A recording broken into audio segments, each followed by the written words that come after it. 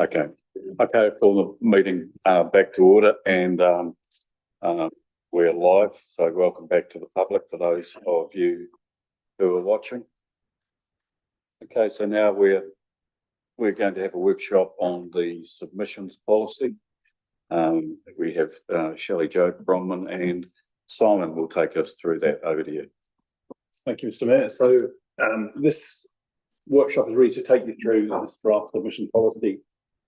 So there's nothing in here, I guess, that is new, but it just clarifies our approach to our engagement, our submissions, and how we hear and make decisions around our consultations. So through our long-term plan process, previously, the number of issues that came up, which probably fell into a grey area. So what we're proposing here in the draft is to clarify some of those. So we'll work through the policy. You should have this copy in Docs on Tap, so you can see the policy itself. And then based on the feedback we get from today, we can look at what we might bring back to council at a later date. So we'll just go through, we can take questions as we go. We have Shelley, we have Ronnie, who's worked on the policy. So if you're happy, we'll just go through each section and we can talk to those. Okay, excuse me a minute, Simon. Colin, you have some? Yeah, thank you, Mr. Mayor. Just you mentioned with the long-term plan last year, just a few issues, I think you said. Well, can you give us an example of what these were so that when we are going through So this? redactions was one of them. Sorry? Redactions was one of them. Okay. Do I remember that? Yeah, I do. Redactions, pro formas was the other one. We can come on to some of those in more detail. Okay. So that's the genesis of it. And it's not an unusual thing for a council to have a policy around submissions, but it just really clarifies and like gives direction to council at the end of the day. But a lot of this is already, as we'll come on to in the slides, it's already set out through the LGA. It's already there, and it's something that we just do naturally as a local body. But I think it's just useful to share with the community how we will treat submissions. And there's other bits of legislation. So let's just crack on through, and then we can come to those specific points. So we'll cover off why we need a policy. So in terms of the consistency and fairness, it defines what counts as a submission, how we're going to receive it, so that all submissions are treated consistently.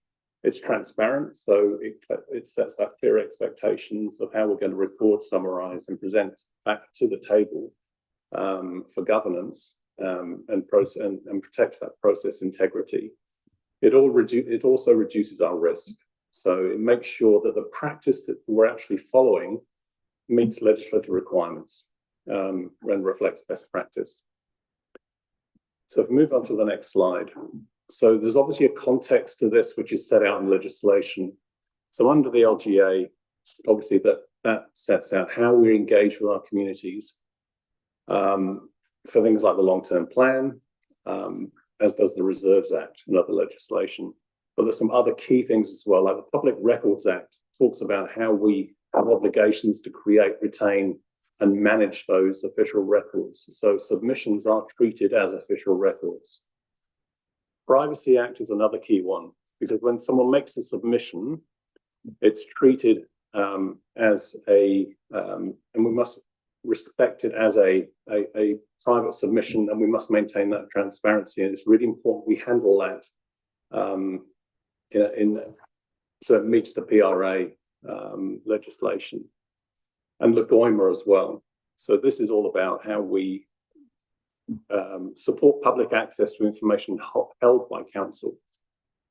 And then of course, we have our significance engagement policy, making sure that this provides that guidance around how we consider the significance of a decision and how the submissions that are made enable good, accountable decision-making by governance.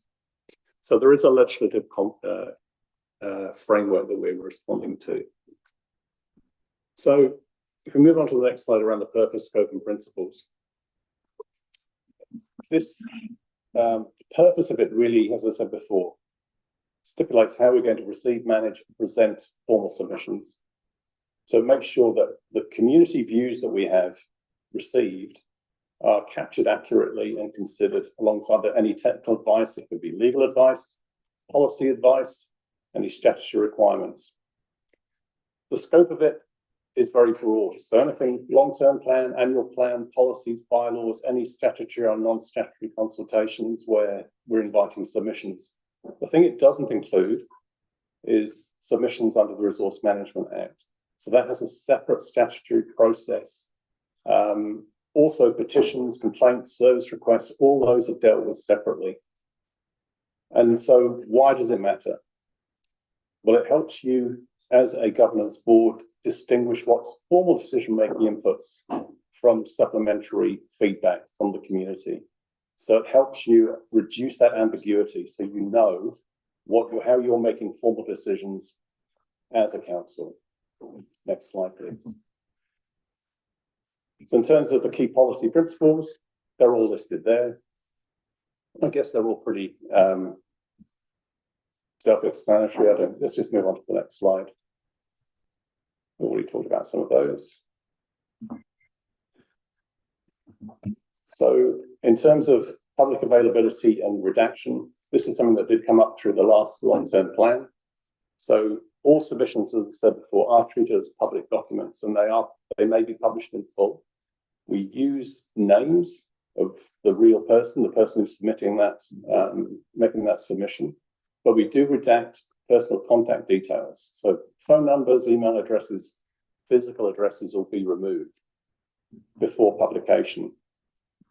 So a submitter can say, I'd like my name withheld, but that's only in exceptional circumstances.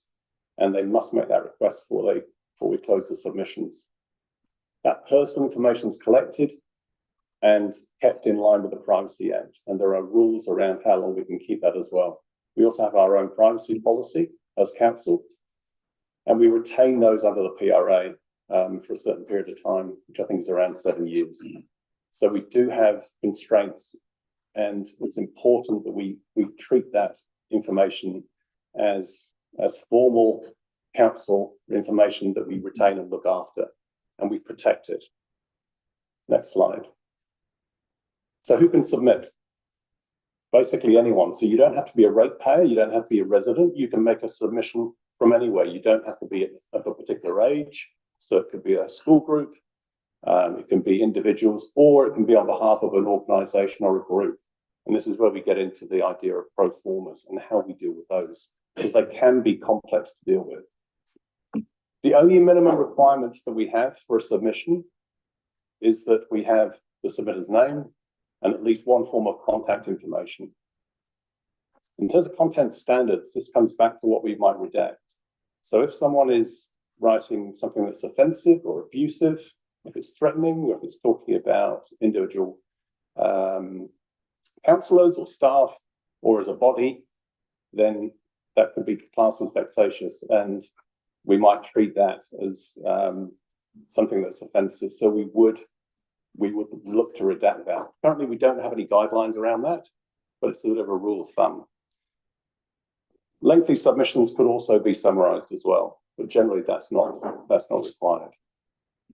Pro formas. So when we have a templated submission which is made as part of a process, whatever it might be, it's legitimate. It's something that council has to consider. So where we've got multiple submissions with identical or substantially similar wording, we can group them together and we can clearly identify the number received, the issues raised, and the focus for council is on the substance of those matters rather than the repetition.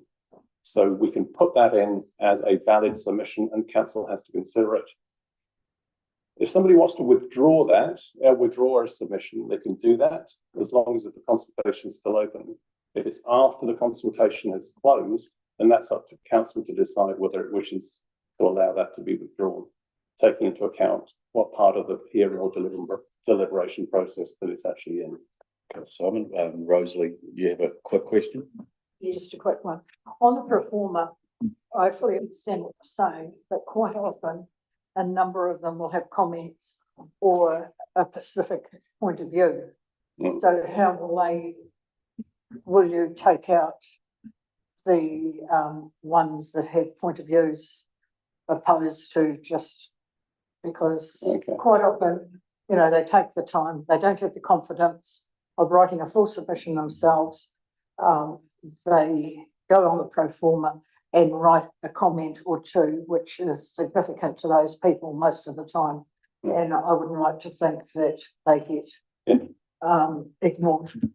So I think those would be provided to you as a council to review. But if there's a common theme, I suppose, throughout a pro forma, then we would summarize that. I mean, it depends on the pro forma, but we would summarize that if there's a consistent theme.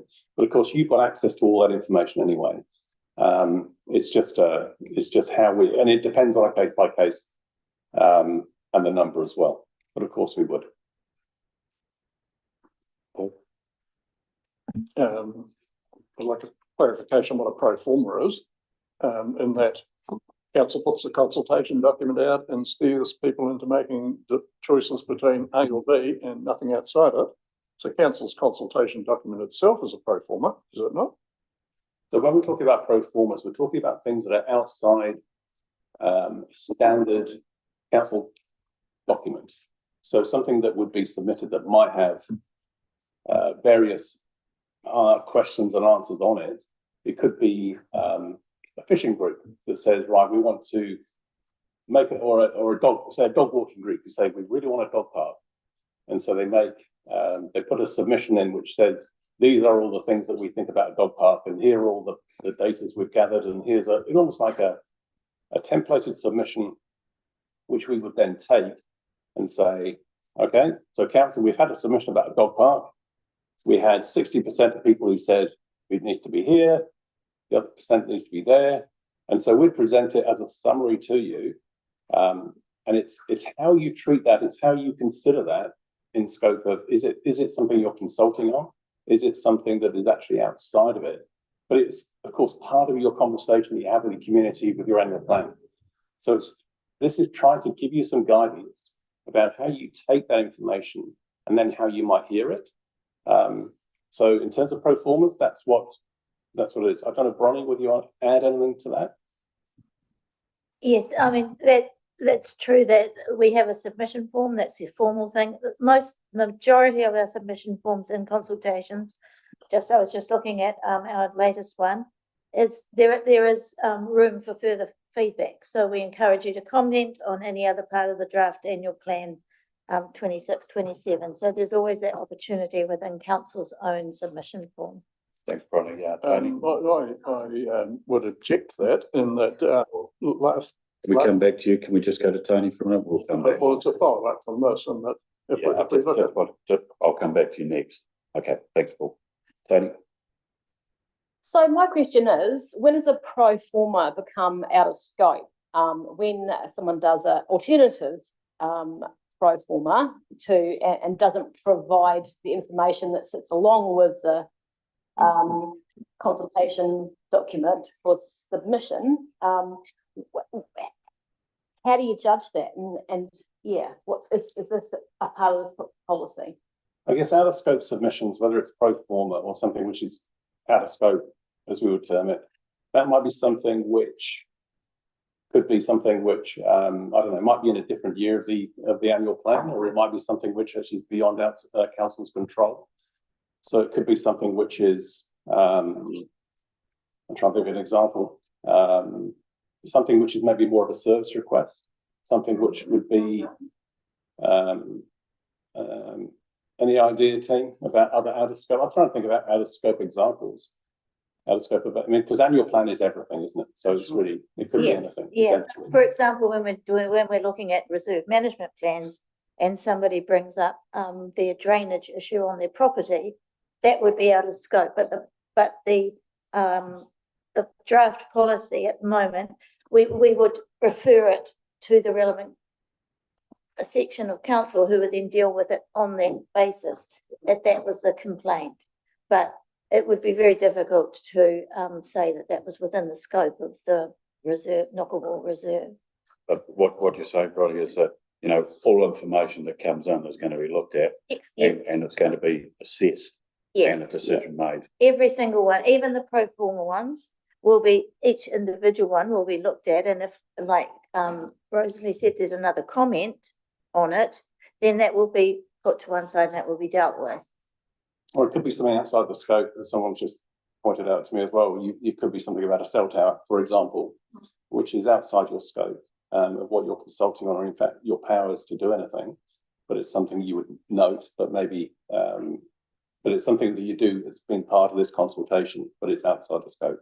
So it sounds to me that, you know, as much as a consultation, that there's an opportunity here to collect information from people on, you know, what their feelings or what their issues might be as well.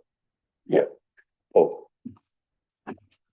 It's just that the council's got a communication engagement policy, and the pro forma the council put out never comply with it because they restrict the options to steer the public into making unacceptable decisions to most of them.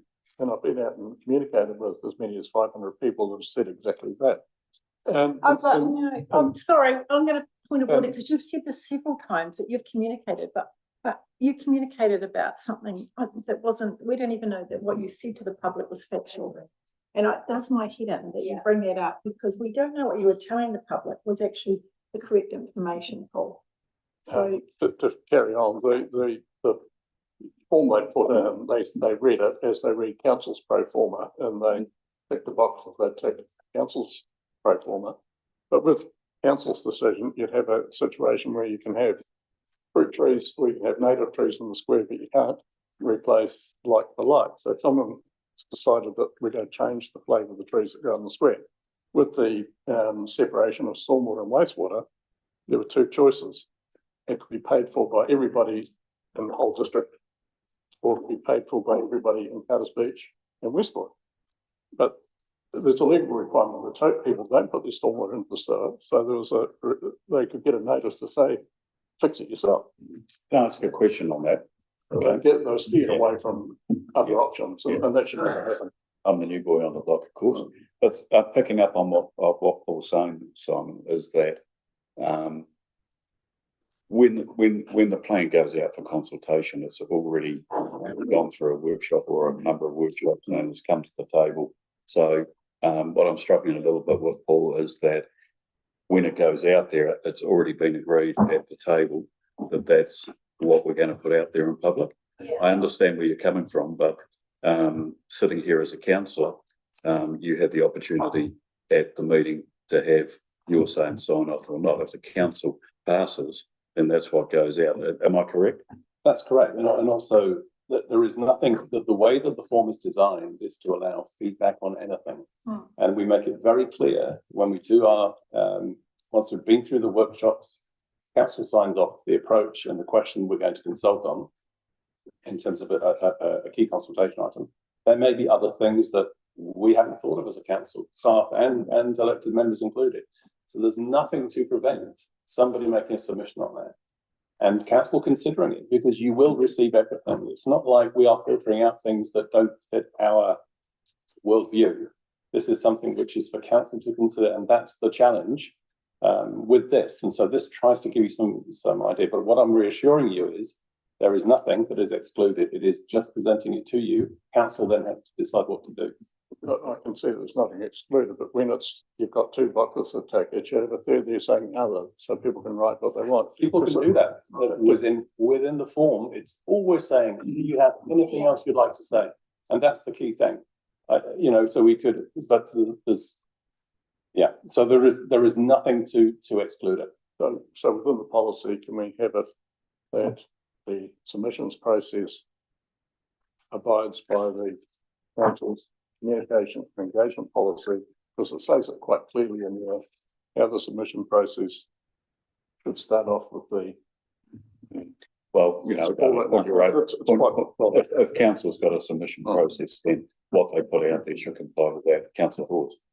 Look, it's always been the case through annual plans and long-term plans that everything's on the table. So we're putting out the scenario that's the status quo plus any alterations that a council sees as necessary. That's going out for consultation. In the long-term plan, we can't deviate substantially from the annual plan. In an annual plan submission, we can rewrite history. But it always is with consultation with the community. The community just needs to understand that this is their opportunity to have input into the ongoing year, next year, of what we're going to do on their behalf. We're not here doing something to the community as a council. We're here doing things for the community. It's up to us to go out and engage with members within our community and groups to make sure they understand that this is their opportunity to input that. And the other side of the coin, of course, that we need to keep in mind is that we've got a budget. Everything's going to be cost. We've agreed to do a certain amount of stuff, and we can't pull out of it if it's long-term plan identified, and also stuff that we can't actually pull out of an annual basis because it's a necessary requirement, legal requirement. But other things are all up there for grabs. It's up for you to go out as a councillor, communicate to your people that this is the opportunity to input into their plan, not our plan. This is theirs.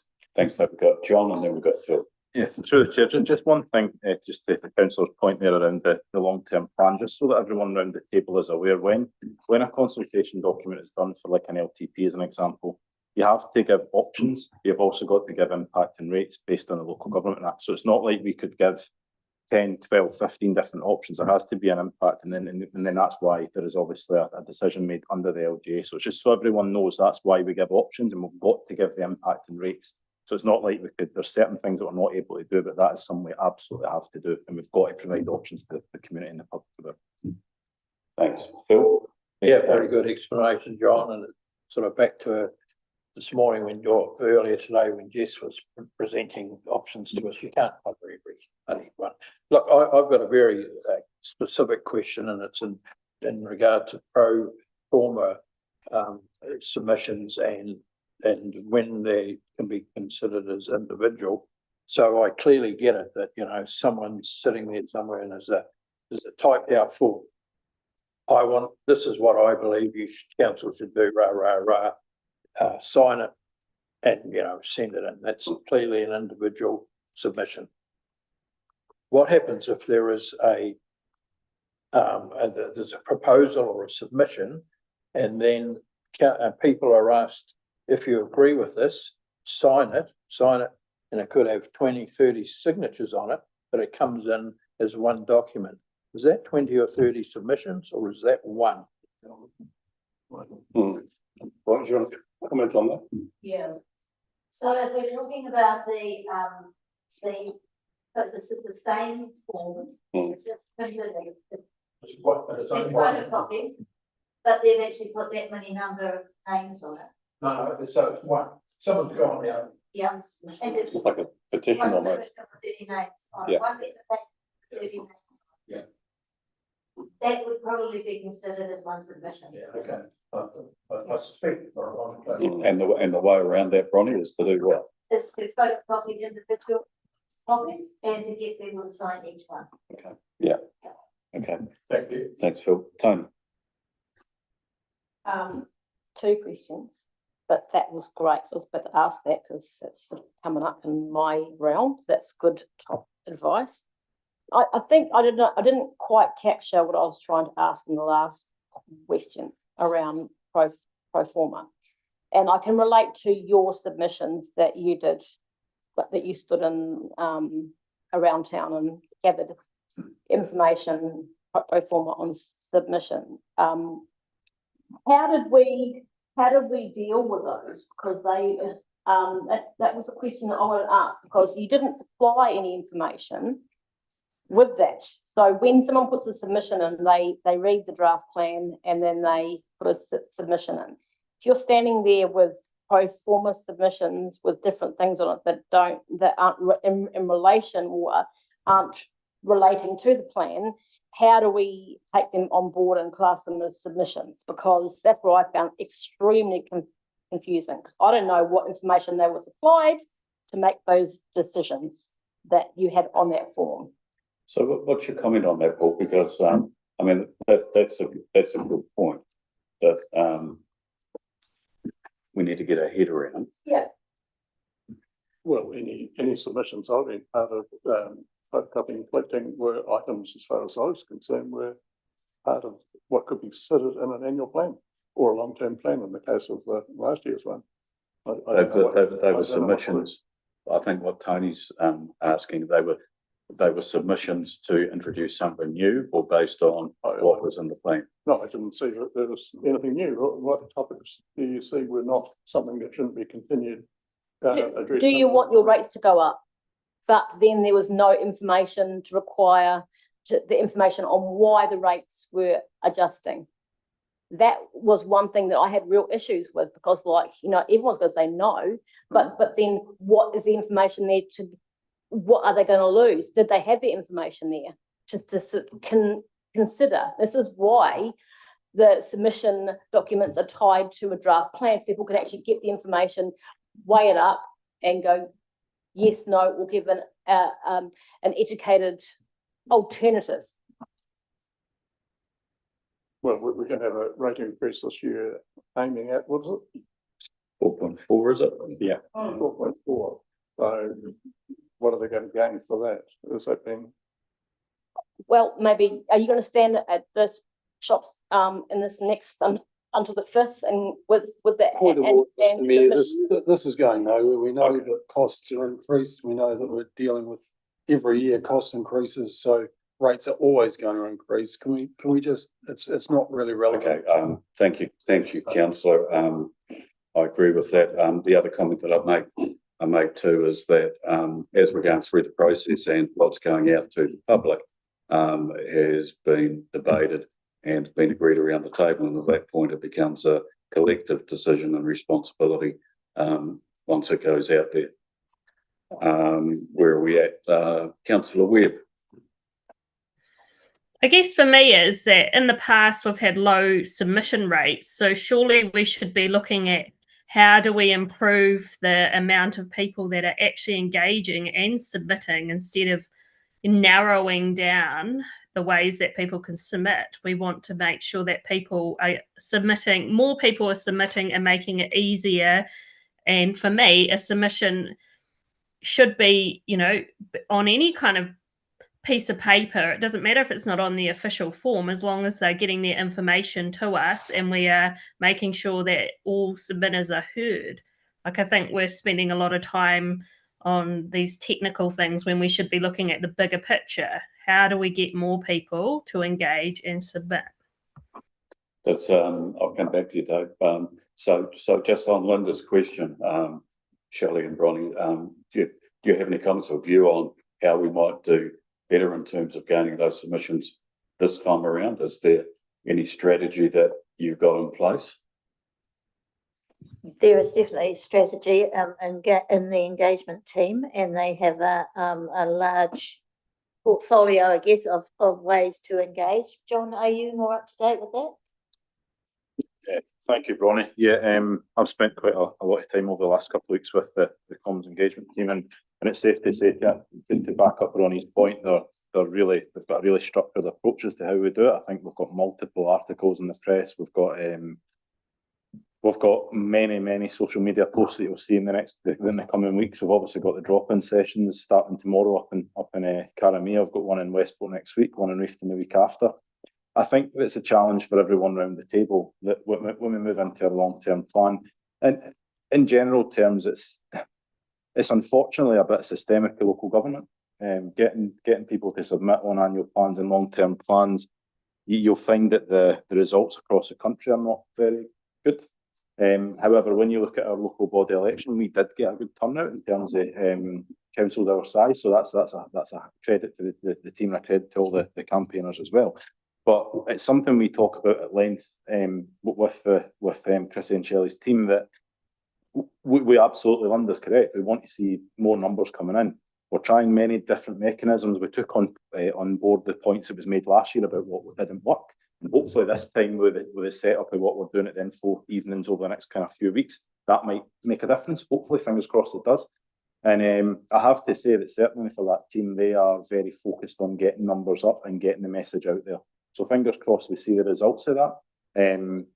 But I would just keep in mind, this is an annual plan. There's probably, you may find that people are happy with the fact there's a 4.4% rates movement, and that may not signify a submission. Ideally, we'd love to get them in for people to say, great job, move on.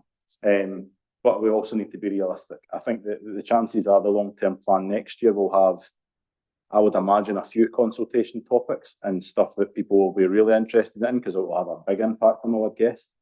So my view is that next year we'll start to get numbers. But there's two things to consider: 2021 versus 2024. And if we take 2025, sorry, if we take the pro forma to a side, we've still had a big increase in numbers of submitters for long-term plan last year versus 2021.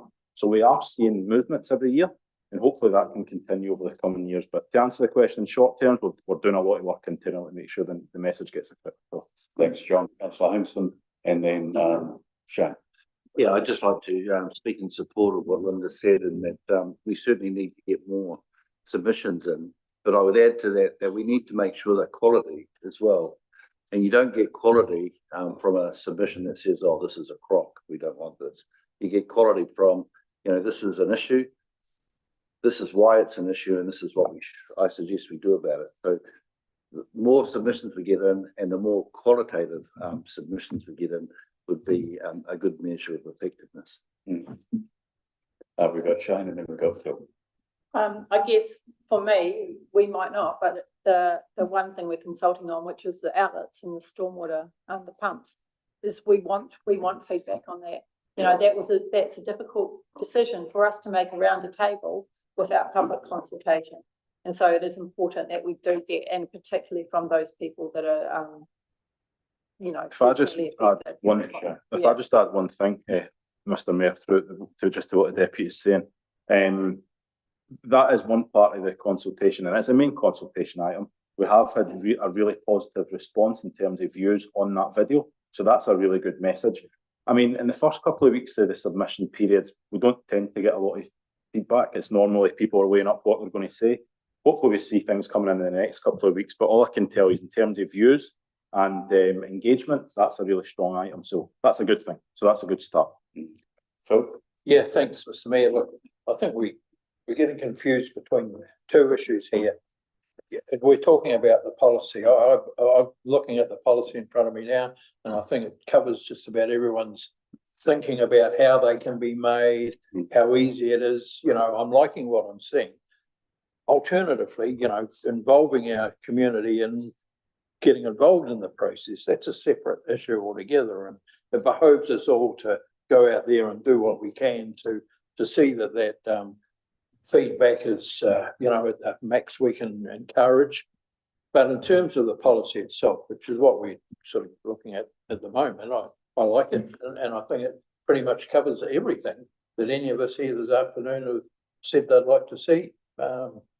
Let's move forward and talk about the policy rather than engagement for the annual plan, which is an issue facing us coming up. Good point. Thanks, Phil. So back to Simon and the team. Okay. And just one final point, I think Councillor Webb makes a really good point.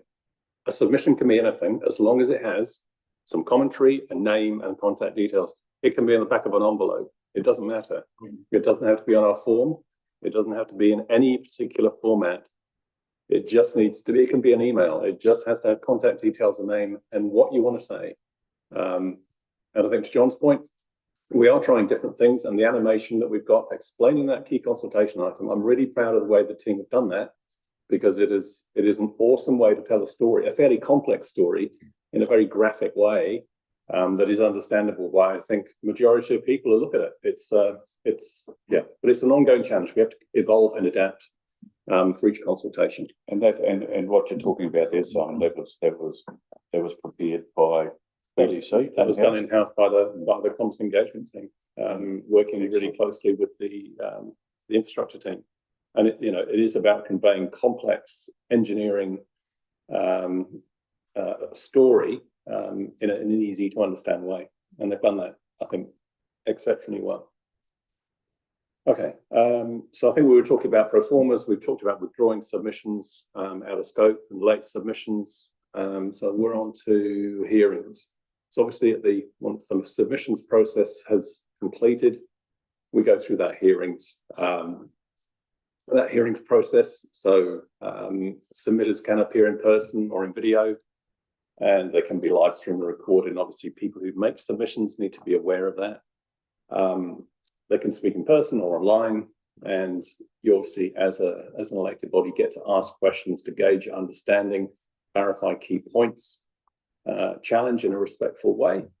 And obviously where you've got those, what we've done in the policy is try to set out how we deal with those groups of pro forma submissions, and council can obviously, as the chairperson, they can choose to elect or select a representative speaker to improve the efficiency. So if you've got 50 submissions, do those people want to come along and talk 50 times?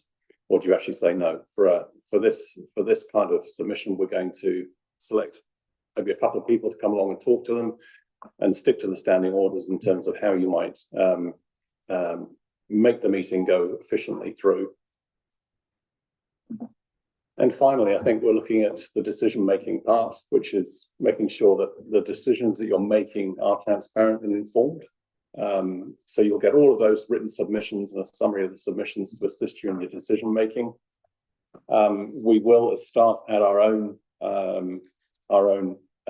advice to you, and we will augment that with anything that might be appropriate. So it could be legal advice, for example, before you make your final decision. And finally, when the decisions are made, they'll be made available publicly, and then council can choose to respond to individuals if required, depending on the consultation that you're undergoing with your community. And that last slide that we've got there is really around the implementation. So we're obviously considering the workshop today and getting your feedback, which has been really useful. We will bring back this draft policy for consideration to a future meeting, so we could bring it back to the next council meeting, I'm thinking, because there's not a huge amount of change that we've heard from you. Change in direction, but we can bring it back, and then it's really adopted by council or not, with any further changes you might want to make at that stage. Thanks. We've got Rosalind and Phil. Just on the council decision one, excuse me, no responses to individual submissions. I understand that it is quite time consuming, but I do know that individuals do like to feel as though they have been heard, and it's all part, carrying on from what Linda said before, how do we get people to sort of engage, and if you respond, they feel as though they've been heard. So I know it's time consuming, but I've had the comments before that I haven't heard anything back, nobody's listened to them.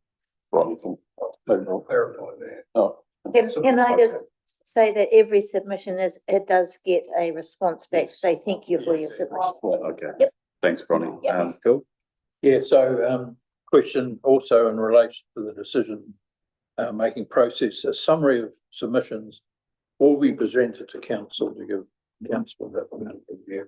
So my question is, who decides on that process? I'm aware, I wasn't on the last council, but I'm aware that consultants were employed to provide that information to councillors.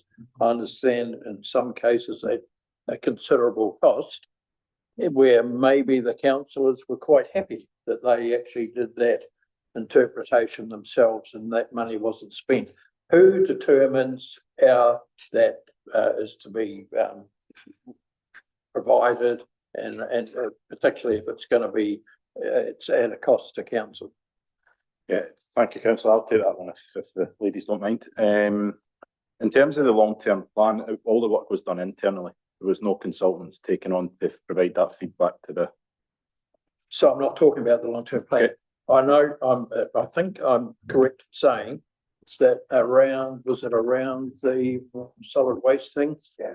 There were consultants engaged to provide a summary of the submissions for information for the council. Yeah, one of the systems that the comms and engagement team put into place in terms of how we receive the feedback, we will be providing the information to you internally. That's how the information will come. It won't be done through a consultant. But also, I just would need to say that that would also depend on the consultation. You know, if it's maybe a solid waste or something that's absolutely specialist, there may be obviously a need for that at that time. But in terms of the normal BAU, reserve management plans, LTPs, annual plans, any other policies we're looking to change that we're consulting on, we will give that information through the team. Thanks, John. Dave Wilson. Yeah, I just wanted to make sure that around what Rosalie was asking, and we got a reply that no responses to individual submissions, that we clarify that, because yes, we give responses to collective request, a request that may have multiple submitters, get the same response, but they get the response. So we just need some clarity around that, so that there will be a response to what they've asked, but it won't be an individualised one. So it's not an individualised response. I think that's right. Yeah, we will respond to every submission. I guess the question I was going to ask is the expectation of the table an individual response, i.e. to every single question that the submitters have asked? That's not what we'd be looking to provide. We would provide it based on kind of key themes from deliberations. Yeah. But every single person that responds, if we've got the contact details, they will get a response. Yes. Thanks, John. That's already. And then Councillor Reynolds. Thank you, Mr. Mayor. Can I do 4, please? Well, I've got 4 very quickly. 1 is that every second or third person in the community all throughout Buller will say, why put in a submission? They won't listen to us anyway. That's number 1. Number 2, on page 3 of the document, it says a submission is formal feedback given to Buller District Council by an individual or organisation in response to a consultation on a whatever. I'd like to know, please, question number 1, how does BDC staff submissions fit into the organisation as an organisation when this organisation in its own right produced a document upon which they're consulting on? So that's number 1 question. Okay, can we take that one? Okay. Who would like to answer that one? So Councillor, you're referring to what we've talked about, making a submission as part of the annual plan, and talked about bringing options back for consideration. Is that what you mean?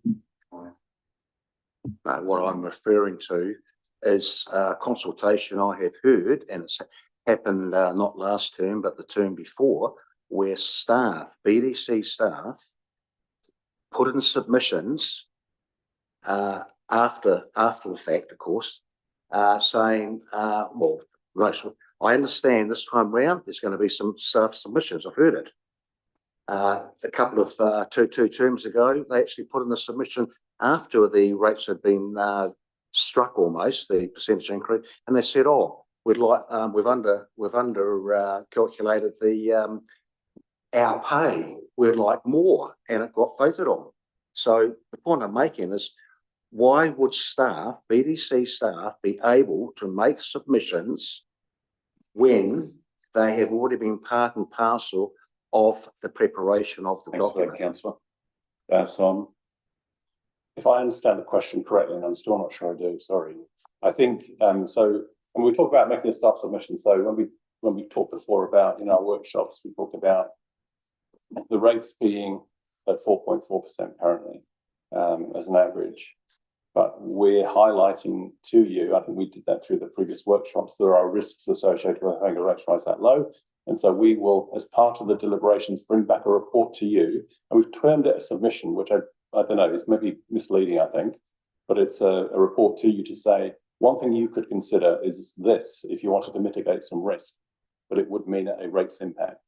Now, whether you treat that as we term it a submission or actually further consideration for council as part of your decision making. That's how I would probably term it, as opposed to a submission in this sense. Does that answer your question? Or are you're not talking about individual staff in their private capacity making a submission about the dog park, or that's not what you're referring to, is it, councillor? Just so I'm clear. Yeah, just checking. Yeah, so that would be, yeah. Okay, yeah. Number 2, please, and that follows on from number 3 as well. Page, I think we're up to number 3, Colin. page 6. Page 6, it talks about, well, come on, baby, get forward. And she won't go forward, sorry. Maybe page 6. We've got a situation here. Anonymous submissions may not be accepted. I believe that should say will not be accepted, not may, will not, because if you don't, I'm not prepared to put a name to it, it will not be accepted, not may not. And the same applies to. Okay, we'll just take that one too. Please. Brian, actually should not be, or will not be. Will not be. Will not be. That's the way that councillors are feeling, and that should be included in it. If that's what we would bring back to you. Okay, thank you. Okay, and just one last one, please, and that's on page 8. Same question, same point. Out of scope submissions, out of scope matters may be referred to the relevant council teams where appropriate. Elected members may be advised that parts of a submission are not relevant. Well, I believe elected members will be advised that parts of a submission are not relevant. Can we just have discussion about that, please? Ronnie? Oh, yeah. I guess if there's any, like, if it's like a service request, would we include that in that new Ronnie, or would we just do it? That's the only thing. If it came in as a submission, I suspect it would be presented as submission number, whatever, because if it came in on, say, Let's Talk, and on the web base, it would be given a number, the submission number. So I would have thought that it would, get a submission number, but be advised that this has been, and how this has been dealt with. It's been appropriately dealt with by the right part of council. But I don't think we would remove one from the list of submissions. If someone made a submission on a form, like a little bit of paper, and said, I don't know, there's a Toby leaking on Tappington Street, we wouldn't include that in the submission, would we? Well, it would be, we would, I believe, but we would, there's always a category for out of scope, or, a percentage that were out of scope or did not relate to this. I think that's the way that it would be handled, and it would be identified as such. But there's always a percentage of them, but we have to keep them as percentages because we need to have the 100%. Yeah. Okay. Thanks for that, Ronnie. Now, just before you go, just let everybody know we've got 10 minutes to go, and back to Colin. Okay, so sorry. So are we saying will be advised? Because I believe it's a elected member's decision in the end, not operations, but had to be corrected. So will be advised or may be advised, please. We'll bring that back to you in the report that we make to council. Okay, yeah, great. Thank you. Okay, we've got 10 minutes to go, and Paul's got another question, and then Dave. It just relates to the wording, may invite or accept a single spokesperson for pro forma submissions. And it gets back to the clarification of what is a pro forma. But council's paper it puts out is a pro forma. It's council's accepted that these are the things they think are important to the ratepayer. But if the ratepayers or a member of the rate-paying public considers there's a lot of other things that are important and gets 500 submissions in, and then council says, we'll only have one spokesperson from all of you, but we'll accept the council's pro forma individually, because you're denying people their speaking rights. Okay, can we get Simon or one of the team to respond to that?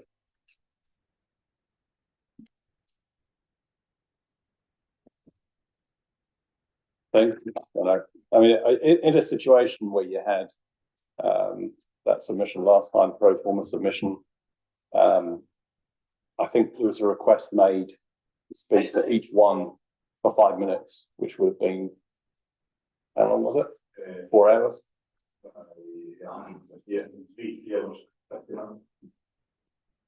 Very accurate. So in terms of actually keeping the meeting, so rather than one person speaking for 3 hours, 50 minutes, we want to put something in here to give it some focus for the meeting in terms of efficiency. It just, if people want to make an individual submission, that's fine. If they want to come and talk to council, that's fine. But in terms of pro forma submissions outside of the